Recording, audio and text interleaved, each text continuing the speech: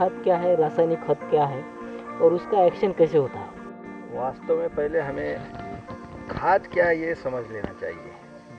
वो रासायनिक, जैविक, सेंद्रिय ये बाद में आता है। आज गड़बड़ यहाँ हो रही कि खाद का अर्थ ही हमें समझ नहीं पा रहा है। खाद यानी भोजन, पौधे का या हमारे फसल का भोजन। अब हमारा भोजन जब हम आंखों के सामने लाएंगे तो भोजन हम किसको कहते हैं?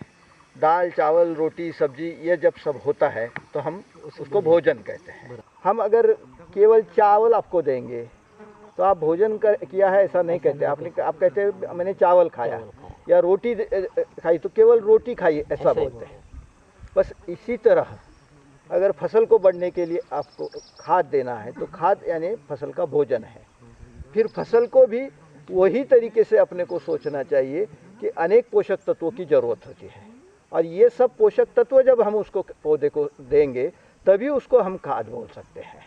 अन्यथा कुछ विशिष्ट पोषक तत्व देंगे तो उसे खाद नहीं बोला जाता है। रसायन जैसा आप रोज़ भोजन करते हैं तो भी कभी कभी कुछ कारण से हमारे शरीर में कोई पोषक तत्व की कमी पड़ती है और हम डॉक्टर कहता है कि ये फलाना फलाना पोषक तत्व आप लो, टॉनिक के माध्यम से या दवा के माध्यम से, दवा ले लो, इस पद्धति से। वैसे ही इधर खेती में या फसल के बारे में होता है कि फसल का भोजन क्या है, तो सब पोषक तत्व जिसमें है जब देते हैं तब हम खाद दिया ऐसा समझते हैं। और ये सब पोषक तत्व किसमें होते हैं? ज़्यादातर सेंद्रिय पदार्थों से बनाई हुई जो सेंद्रिय खाद जिसको हम कहते हैं उसमें से पोषक तत्व जाते हैं। इसकी तुलना में जब रासायनिक खाद हम देते हैं तो रासायनिक खाद में से कुछ विशिष्ट प्रकार के पोषक तत्व ही हम देते हैं। इसका मतलब है जैसे हमारे भोजन में हम केवल रोटी देते हैं वैसे ही इधर, अब समझो आपने यूरिया आपके फसल को दिया तो यूरिया में से केवल एक ही पोषक तत्व जाता है, नाइट्रोजन जाता है, नत्र जाता है, और हम कहते हैं कि भोजन दिया है। जैसे इधर रोटी देते हैं और बोलते हैं भोजन दिया है, वैसा ही इधर होता है। या फिर बाकी भी कुछ दो तीन घटक वाले पोषक तत्व, सुपर फॉस्फेट है या 18-18-10 है, ये मिक्स फर्टिलाइज़र जो है, इसमें से 2 या 3 ही जाते हैं। लेकिन हमें पूरे जो पौधे के विकास के लिए जो 16-17 पोषक तत्वों की ज़रूरत होती है वो पूरे पोषक तत्व जब जाएंगे तब हम उसको बोलेंगे। इसलिए मैं हमेशा कहता हूँ कि रासायनिक खाद और सेंद्रिय खाद इसकी तुलना ही नहीं होती है। रासायनिक खाद खाद नहीं है, ये रसायन है या दवा है या टॉनिक है। आपके फसल को सब भोजन देकर यानी सेंद्रिय खाद देने के बाद में भी कुछ ज़मीन के कारण, कुछ जलवायु हवामान के कारण कुछ पौधों में कुछ तत्वों की कमी दिखती है तो ही इसका उपयोग करना चाहिए, अन्यथा ये देने की ज़रूरत नहीं है। लेकिन आज हमारी गलत धारणा होती जा रही है कि वो रासायनों का ही हम खाद यानी भोजन समझ के वो ही दे रहे हैं। ये जब तक आपको नहीं समझेगा तब तक ये हम रासायनिक खाद, सेंद्रिय खाद, जैविक खाद इसी के चक्कर में अटकेंगे। ये खाद है ही नहीं, रासायनिक खाद ये खाद नहीं है, ये रसायन है या दवा है।